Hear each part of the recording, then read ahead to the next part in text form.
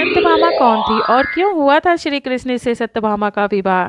Welcome to my YouTube channel Gyan Sagar. ज्ञान सागर में आपका बहुत बहुत स्वागत है। ज्ञान सागर में सब्सक्राइब करने के लिए ज्ञान सागर 602 पे सब्सक्राइब करें। जैसा कि दोस्तों सत्यभामा जी के बारे में हमने आपको वीडियो बनाया था, आपको बहुत पसंद आया और इसी इसी टॉपिक पे हमने सत्यभामा की पूरी डिटेल वीडियो बनाई है। अगर आपको पसंद आए तो हमारे चैनल को लाइक शेयर कमेंट करना ना भूलें और ज़्यादा से ज़्यादा सब्सक्राइब करें। सत्यभामा कौन थी? सत्यभामा स्टोरी। सत्यभामा श्री कृष्ण की 8 प्रमुख पत्नियां रुक्मणी, भद्रा, जामवंती, कालिंदी, मित्रविंदा, लक्ष्मणा सत्य में से एक, जबकि कृष्ण की 3 महारानियों में प्रमुख थी। सत्यभामा अवंतिका, जिसे वर्तमान में उज्जैन कहा जाता है, के राजा सत्राजीत की पुत्री थी। श्री कृष्ण और सत्यभामा के 10 पुत्र थे। श्री भानु, सुभानु, भानु, बृहदानु, स्वरभानु, प्रभानु, चंद्रभानु, भानुमान, अतिभानु और प्रतिभानु। श्री कृष्ण सत्यभामा का विवाह कैसे हुआ? सत्यभामा स्टोरी। सत्यभामा के सत्राजीत के पास एक चमत्कारी मणि हुआ करती थी, जिसके बारे में कहा जाता है कि वह स्वर्ण उत्पन्न करती है। एक बार सत्यजीत का प्रसेन नामक भाई उस मणि को धारण कर शिकार के लिए निकल जाता है। जब काफ़ी देर होने पर वह शिकार से वापस नहीं लौटा तो सत्यजीत को लगा कि श्री कृष्ण ने उसके भाई को मारकर वह मणि चुरा ली है। राज्य में श्री कृष्ण को लेकर ऐसी ही बातें होने लगी।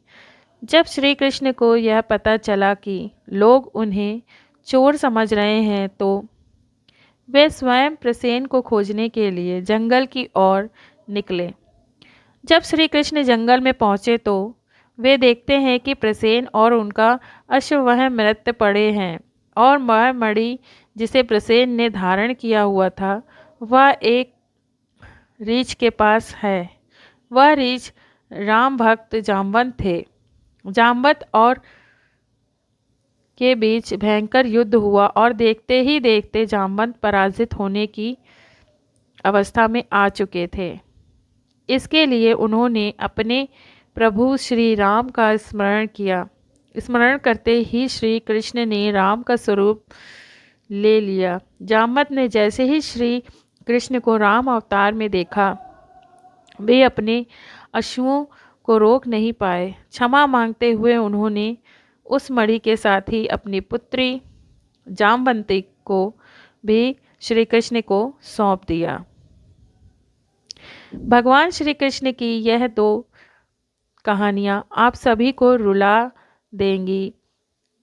अब उस मणि को लेकर राजा सत्राजीत में पहुँचते हैं और उन्हें यह लौटा देते हैं। उस समय सत्राजीत को अपनी सोच पर बहुत ज्ञालीन हुई कि उन्होंने श्री कृष्ण एक हत्यारा और चोर समझ लिया। इस सत्यजीत ने श्री कृष्ण के सामने क्षमा मांगी और अपनी ज्ञाली को दूर करने के लिए पुत्री सत्यभामा को भी श्री कृष्ण को सौंप दिया। इस तरह एक ज्ञाली ने श्री कृष्ण और सत्यभामा विवाह कराया। सत्यभामा का घमंड कैसे टूटा? अहंकार से जुड़ी कुछ इस प्रकार है कि एक बार की बात है, श्री कृष्ण द्वारिका नगरी में अपनी पत्नी सत्यभामा के साथ सिंहासन पर विराजमान थे। दोनों के निकट ही गरुड़ और सुदर्शन चक्र भी थे। जैसा कि हमने आपको पिछले वीडियो में इस स्टोरी के बारे में आपको बताया है, उसी तरह इसमें भी कुछ डिटेल इस वीडियो में दी गई है जिनमें आध्यात्मिक तेज दिखाई पड़ रहा था। पास में बैठी सत्यभामा ने श्री कृष्ण के बातों बातों में सवाल किया कि हे प्रभु, जब आपने त्रेता युग में राम अवतार लिया था तब अपनी पत्नी सीता थी, आपकी पत्नी, क्या वे मुझसे भी अधिक सुंदर थी? श्री कृष्ण सत्यभामा की बातों से सुन तुरंत यह समझ चुके थे कि उन्हें अपनी सुंदरता का अहंकार हो चला है। फिर पास में बैठे गरुड़ बोले, हे प्रभु, क्या कोई मुझसे भी अधिक तीव्र उड़ सकता है? इस पर सुदर्शन चक्र कैसे चुप रहता? वह भी बोला कि प्रभु, मैंने तो आपको कितने ही युद्धों में विजय प्राप्त कराई है, क्या भला कोई इस संसार में मुझसे अधिक शक्तिशाली है? तो श्री कृष्ण तो स्वयं ही ईश्वर थे। उन्हें यह भाप पाने में तनिक भी देर न लगी कि इन तीनों को खुद पर अहंकार हो गया है। अतः अब श्री कृष्ण को तीनों का अहंकार तोड़ना था। श्री कृष्ण ने गरुड़ से कहा कि तुम हनुमान के पास जाओ और उनसे कहना कि उनके प्रभु श्री राम और माता सीता तुम्हारी प्रतीक्षा में राह तक रहे हैं। इसके बाद श्री कृष्ण ने सत्यभामा को माता सीता के रूप में तैयार करने को कहा और स्वयं उन्होंने राम का अवतार ले लिया। श्री कृष्ण ने सुदर्शन चक्र से मुख्य द्वार पर पहरा देने को कहा कि मेरी आज्ञा के बिना कोई महल में प्रवेश ना कर पाए। गरुड़ ने जाकर हनुमान जी को संदेशा पहुंचाया और अपने साथ चलने को कहा, पर हनुमान जी ने कहा कि तुम आगे चलो, मैं वहां पहुंचता हूँ। गरुड़ उस समय सोच रहा था कि ये वृद्ध वानर न जाने कब तक वहां पहुंचेगा, पर गरुड़ द्वारका में पहुंचा तो वह देखता है कि हनुमान जी तो उनसे पहले ही द्वारका पहुंचकर वहां प्रभु श्री राम के चरणों में बैठे हैं। इस पर गरुड़ को बहुत लज्जा महसूस हुई। लॉर्ड हनुमान से श्री राम ने पूछा कि तुम महल में प्रवेश कैसे कर आए?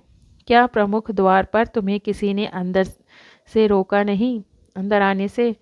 इस पर हनुमान जी अपने मुंह से सुदर्शन चक्र को निकालकर कहते हैं कि मुझे अंदर आते समय सुदर्शन चक्र ने रखा था, परंतु मैंने इसे अपने मुख पर रख लिया। मुझे इसके लिए क्षमा करें। इस समय तक गरुड़ को अपनी तीव्र उड़ान का अहम और सुदर्शन चक्र को अपनी शक्ति का अहम समाप्त हो चुका था। हनुमान जी ने आगे कहा कि हे प्रभु, आपने साथ माता सीता की जगह सिंहासन पर एक दासी को विराजमान है। हनुमान के प्रमुख से ये इस तरह के वचन सुन लॉर्ड कृष्ण की रानी सत्यभामा का घमंड जैसे चूर चूर हो गया। हनुमान ने जब उन्हें सीता माता न समझकर दासी कहा तो सुंदरता पर सत्यभामा का अहंकार अब खत्म हो चुका था। इसके बाद तीनों ही प्रभु की लीला समझ गए और प्रभु के चरणों में झुक गए। सत्यभामा स्टोरी। सत्यभामा श्री कृष्ण की प्रमुख पत्नियों में शामिल थी, जो अपने पूर्व जन्म में सुधर्मा नामक ब्राह्मण की कन्या गुणवती थी। सुधर्मा ब्राह्मण ने अपनी बेटी का विवाह अपने शिष्य चंद्र से किया था। ब्राह्मण और उनके दामाद चंद्र के बार जंगल गए थे। तब जंगल के रास्ते में एक राक्षस ने दोनों को मार डाला। दोनों की मृत्यु के बाद गुणवती को दरिद्रता का सामना करना पड़ा। अपनी दरिद्रता अवस्था में गुणवती ने खुद को ठाकुर जी की भक्ति में लीन कर लिया था। कृष्ण ने सत्यभामा से शादी क्यों की? कृष्ण ने सत्यभामा से शादी क्यों की? सत्यभामा राजा सत्यजीत की बेटी थी। कहा जाता है कि जिस मणि को चोरी करने का आरोप कृष्ण पर लगाया था, वह मणि उन्हीं की थी। जैसे ही कृष्ण ने उनकी मणि उन्हें वापस की, सत्यजीत लज्जित हो गए। फिर उन्होंने भगवान से माफ़ी मांगते हुए अपनी बेटी सत्यभामा का विवाह कृष्ण से करवा दिया।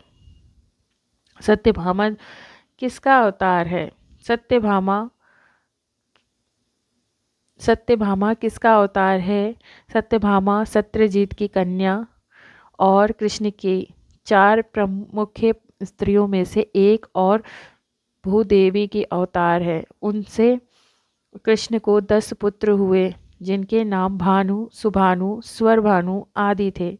सूर्य के ने जो स्वयंवतक मणि सत्यभामा के पिता को दी थी, उसे शतधन्वन के सत्यजीत की हत्या करके छीन लिया। क्या सत्यभामा घमंडी थी? जी हाँ, सत्यभामा कृष्ण की दूसरी पत्नी थी। वो एक बहुत ही घमंडी स्त्री थी। उनका मानना था कि वो सबसे सुंदर और वो सबसे धनी हैं क्योंकि उनके पिता एक बहुत ही धनवान व्यक्ति थे। इसलिए उनको अहंकार भी बहुत अधिक था। परंतु सत्यभामा के पास अपार रत्न आभूषण और संपत्ति थी जिसका उन्हें काफ़ी घमंड था। सत्यभामा पिछले जन्म में कौन थी? सत्यभामा पिछले जन्म में सत्यभामा पिछले जन्म में सुधर्मा नाम के ब्राह्मण की कन्या गुणवती थी, जिसकी विवाह सुधर्मा ने अपने शिष्य चंद्र से कर दिया था।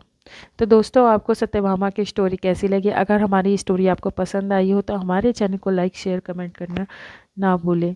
इस चैनल पे अगर आप पहली बार जुड़े हैं तो सब्सक्राइब जरूर करें और नोटिफिकेशन बेल आइकन को प्रेस करें, जिससे कि हमारी नेक्स्ट वीडियो आने वाली का नोटिफिकेशन आपको मिल जाए। जय